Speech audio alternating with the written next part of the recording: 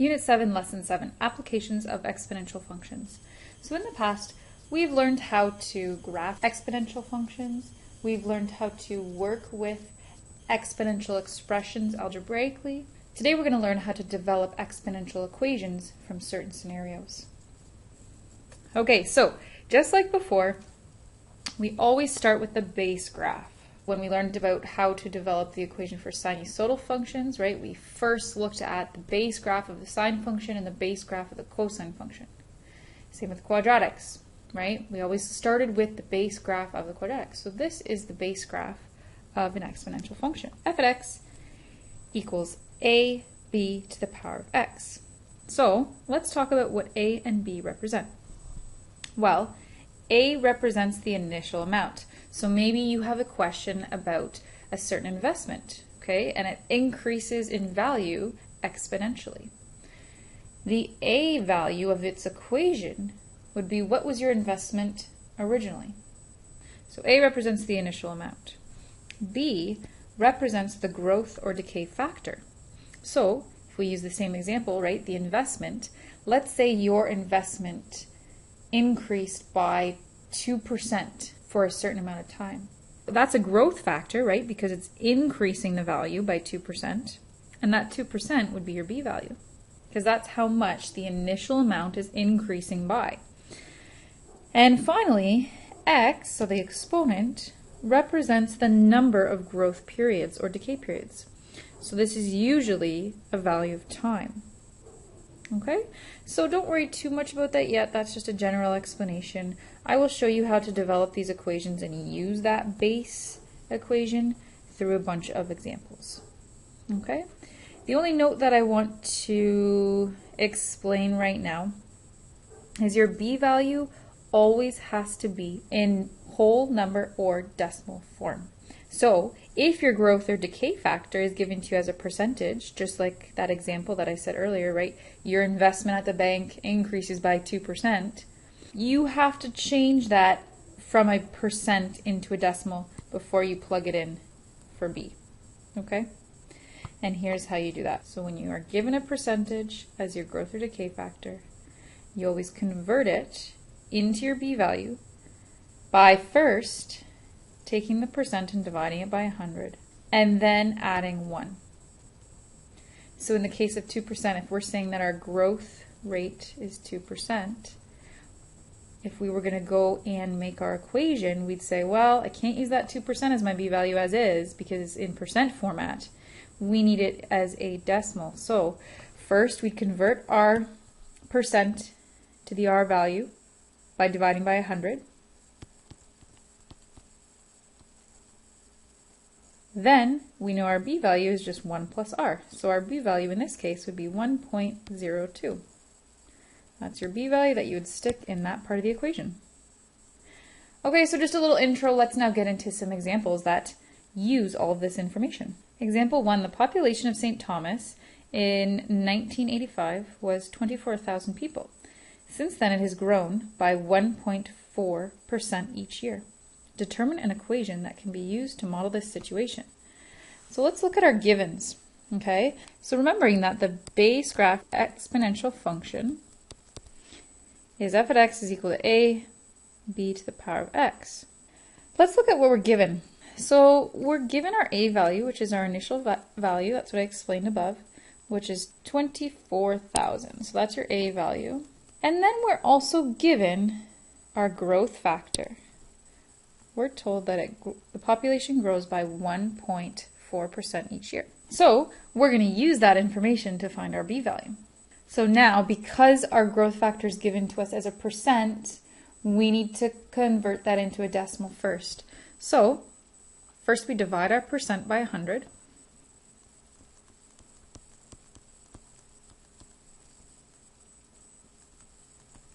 That's your growth rate as a decimal.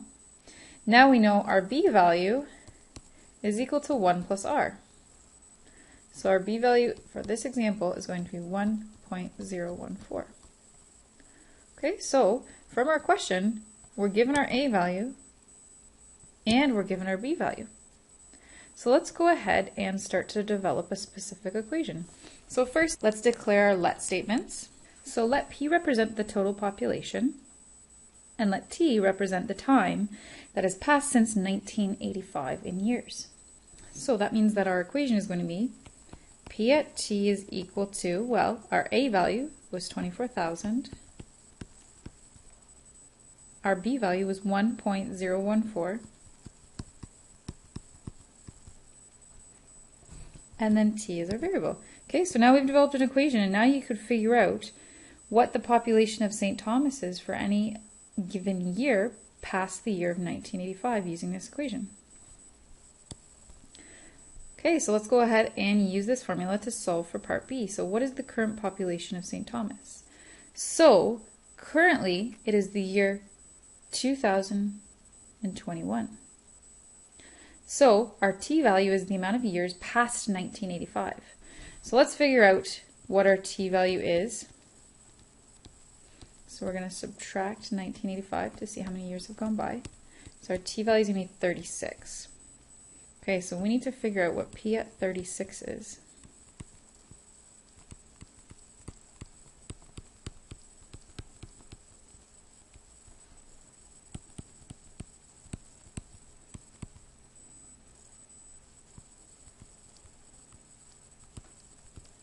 Okay, so therefore the current population of St. Thomas is 39,589. Okay, approximately when will the population reach 40,000? So this time we're given the population, we need to solve for T. So first, let's plug in 40,000 for P at T.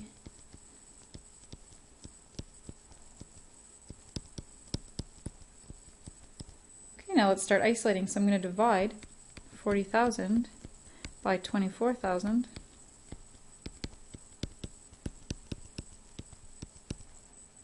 And I'm going to get 1.67.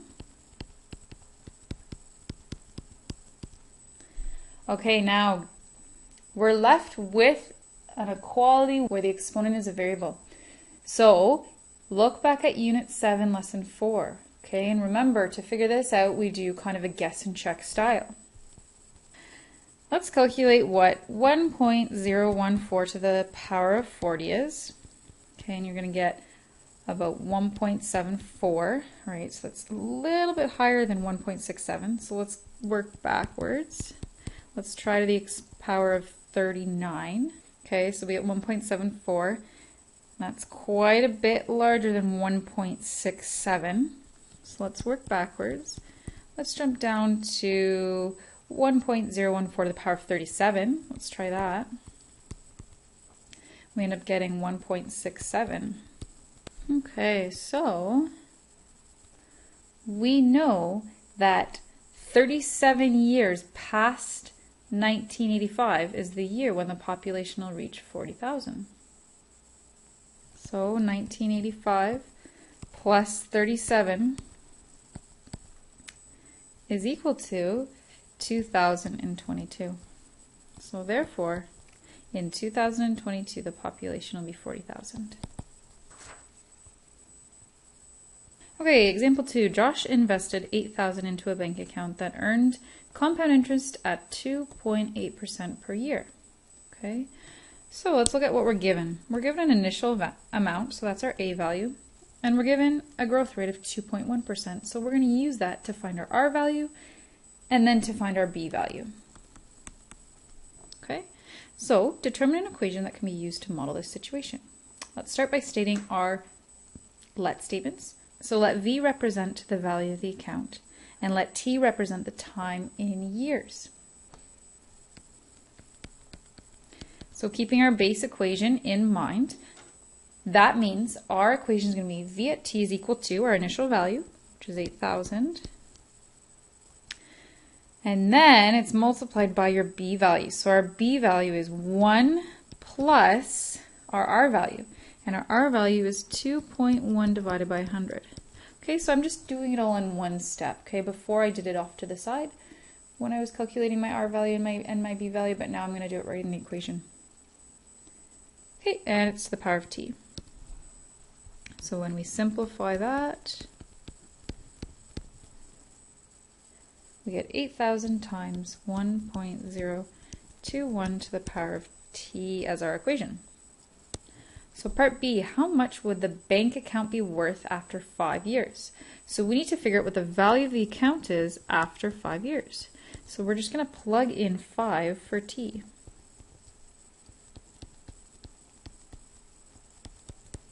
Okay, and once you simplify that, you're going to get 8,876. So therefore, the account would be worth $8,876 after 5 years. Okay, how long will it take for the value of the account to reach 10,000? So we want to know the time when the value of the account is 10,000. So we're going to start by plugging in 10,000 in for v at t.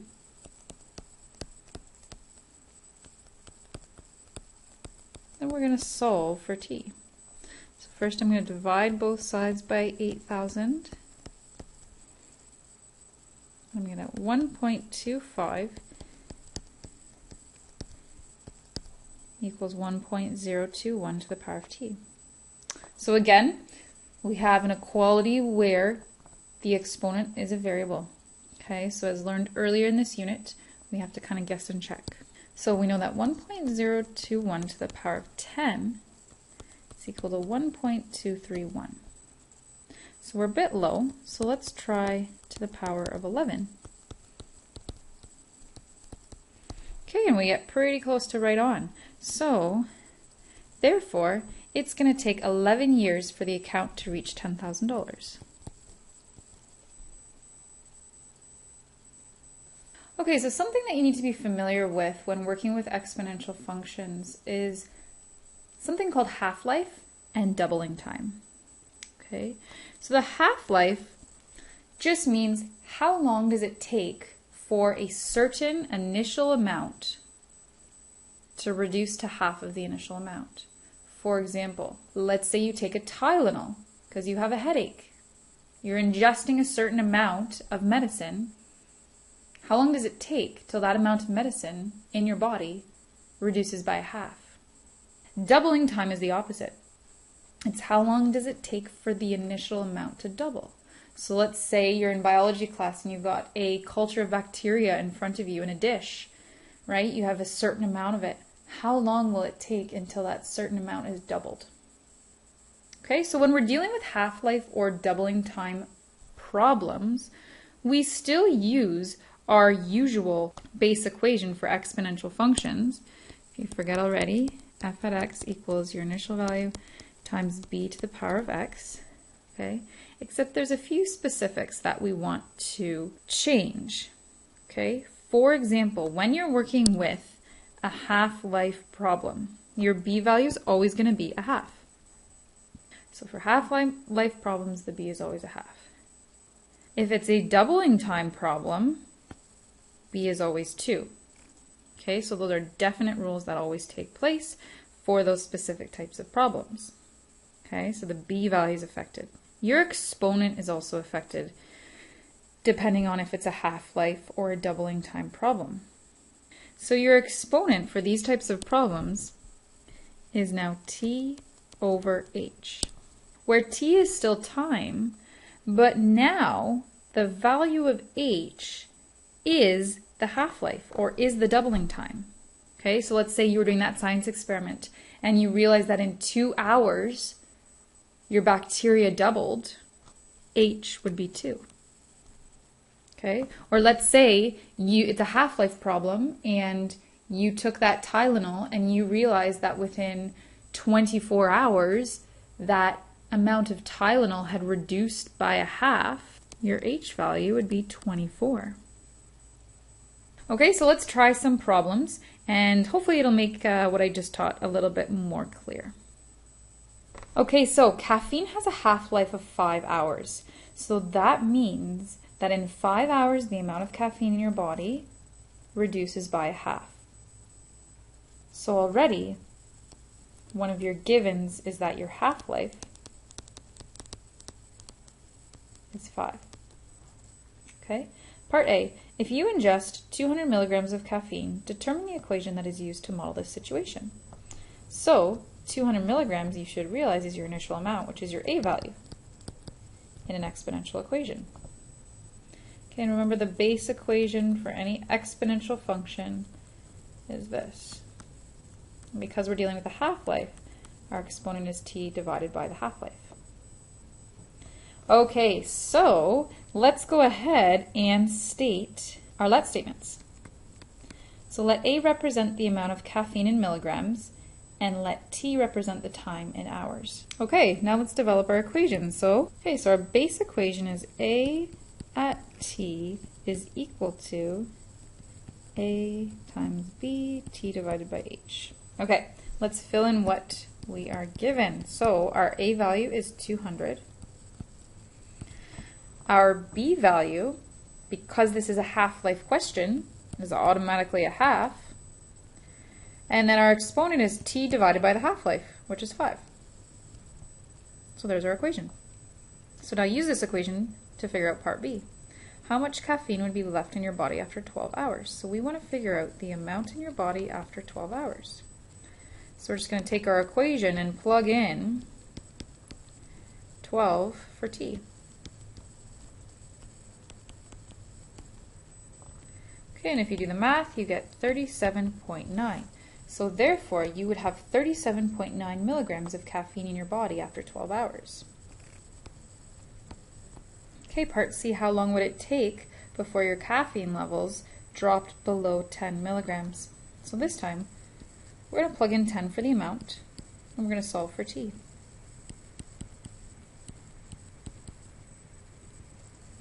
Okay, so let's divide both sides by 200, and we get 0.05 equals 1/2 t over 5.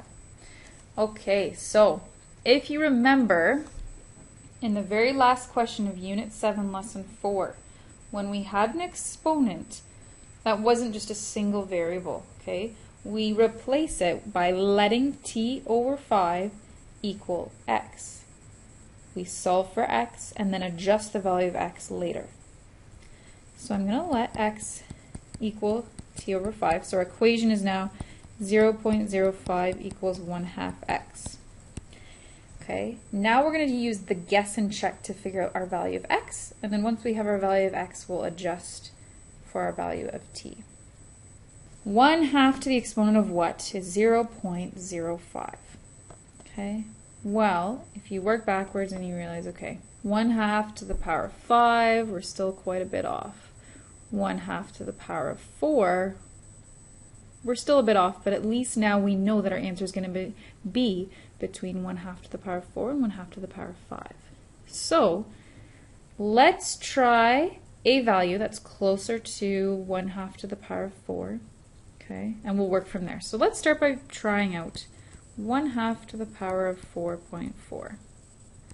Okay, and you get 0.0474. So we're still slightly low. So let's try 1/2 to the power of 4.3. And we get 0.051. Perfect. So we know that our value of x is about 4.3. So now we need to adjust that value of x to get our value of t. So all we do is we plug in that value of x into our let statement. So 4.3 is equal to t divided by 5. Then if we multiply both sides by 5, we get 21.5 equals t. So therefore it takes about 21.5 hours to drop below 10 milligrams. Okay, finally, example 4. A population of bacteria growing in a lab doubles every 3 hours. So we're given our doubling time, which we plug in as h in the exponent. Determine an equation that could be used to model the population of a colony of 220 bacteria after a given amount of time.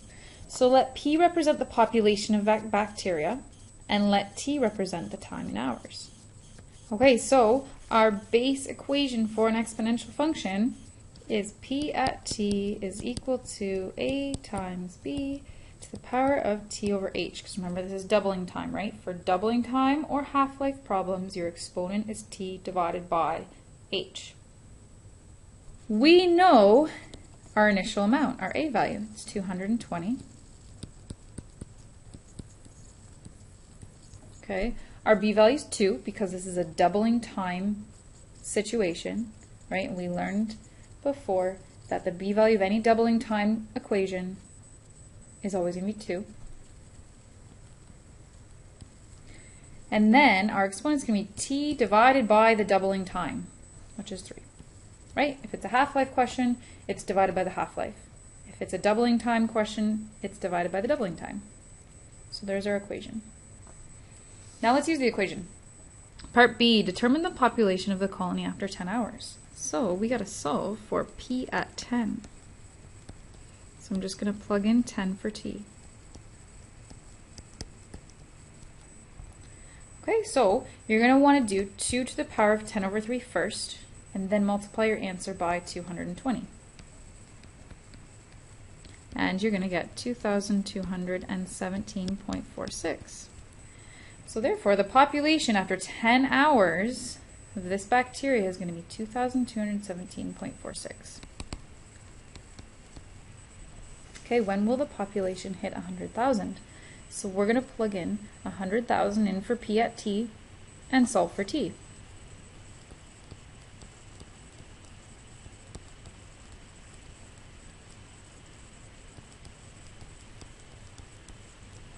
Okay, so first thing I'm going to do is I'm going to divide both sides by 220.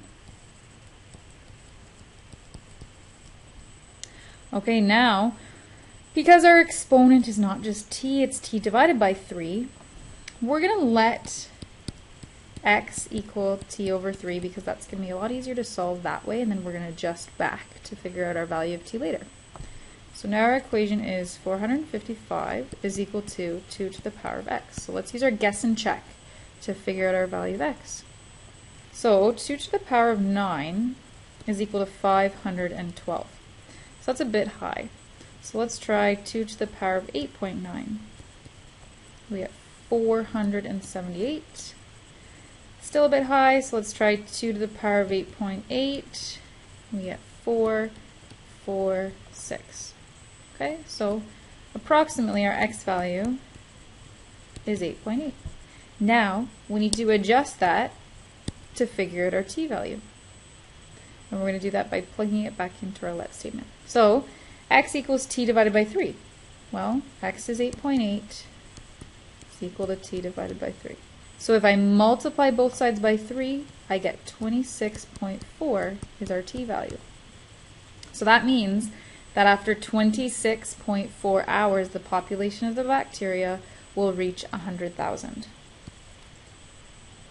Okay, so for these exponential function application problems, you definitely have to know the general form of an exponential function. Okay, f at x is equal to a times b to the power of x. Okay, know that a is the initial value, and then know that b is that rate of change, either growth or decay. Then, the next thing you need to remember is that your b value cannot be as a percentage. So if you're given your growth rate or decay rate as a percentage, the first thing you have to do, change the percent to a decimal, and then add that decimal to 1, and there's your b value. Okay? In terms of half-life problems or doubling time problems, you need to know that for a half-life problem, the b value is always a half. For a doubling time problem, the b value is always 2. And then in both the half-life and doubling time problems, the exponent is t divided by h.